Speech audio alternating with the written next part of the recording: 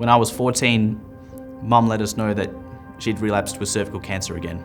We were a tight-knit family. It was Mum and my 2 younger brothers and myself. Just the 4 of us.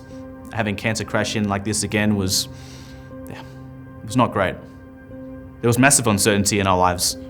We didn't know if Mum was going to survive, we didn't know how long she would have the treatment for, and we didn't know what this meant for the rest of our childhood, our schooling, our lives outside of the cancer experience. There wasn't really people in my life that understood what I was going through.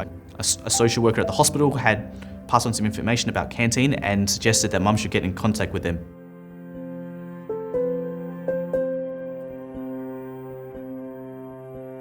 I found out that Canteen runs overnight programs, recreation days, generally an opportunity for young people to meet other young people and just hang out, not have to deal with the stress of day-to-day life, connect with other young people going through a similar experience. And as a 14-year-old, I went on my first Canteen overnight program.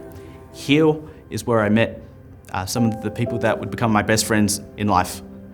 Here were some young people that were going through the similar things that I was going through, until one morning, my brother woke me up and said Mum had died.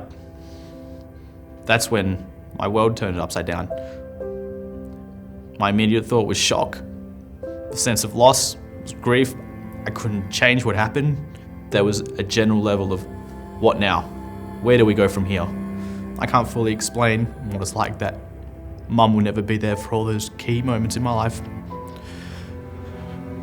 First jobs, weddings, birthdays, celebrations,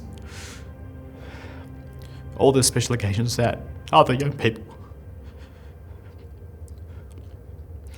will get to experience. There are supports out there for young people impacted by cancer in their family, whether it's their own diagnosis or their parents or brother or sister or grief, like in my case, but they're not alone. And organisations such as Canteen are there for them, whether they want to access that. But I knew in that moment in time that Canteen would be there, regardless of what was happening at home, regardless of what was happening at school. I could always count on Canteen to provide me with the appropriate support and services that I needed to deal with the cancer experience that I'd gone through. As I received the support through the young people that I met through Canteen and attended the programs and services, I'd realized that I could also make an impact. Young people in Canteen had inspired me to give back to Canteen. Here were some young people that had encouraged me to step up in leadership roles and give back to the organisation which had provided me with support when I needed them the most. I want young people who are going through a similar experience to know that this isn't the end. You can rebuild from this, and there is a future for you.